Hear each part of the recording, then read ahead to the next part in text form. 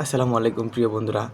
বরাবরের মতো আপনাদের সামনে আবারও হাজির হলাম কিছু গুরুত্বপূর্ণ কথা নিয়ে।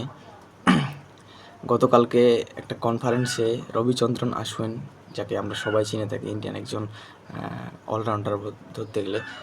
সো সে গত একটা কনফারেন্সে বলেছে যে বাংলাদেশকে সে যা নাকি হিসেবেই রাখে না এশিয়া কাপে।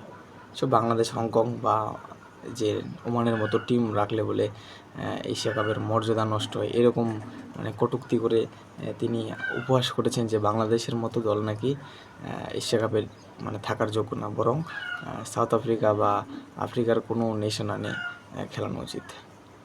তো এটি মানে একজন ভালো মানের প্লেয়ারের মুখ থেকে আশা করা কি খুব একবারে, তিনি কি আমাদেরকে কত নিম্ন চোখে দেখতেছেন? বাংলাদেশ কি এতটাও কি খারাপ একটা দেশ বা কান্ট্রি যে ক্রিকেটে ধরতে গেলে বাংলাদেশের ভালো কোনো ট্রফি নেই বা তারা ভালো কোনো স্টেজে ভালো পারফর্ম করতে পারে না, কিন্তু ভালো একটা টিম, তারা যে কোনো সময় ভালো কিছু করে দিতে পারে। তো আমাদের ছোট একটি টিম, আমরা আশাবাদী অবশ্যই থাকতে পারি যে বাংলাদেশ কখনো না কখনো ভালো খেলবে। আপনি একজন বড় প্লেয়ার হয়ে এরকম করে কটূক্তি করা তো ঠিক না।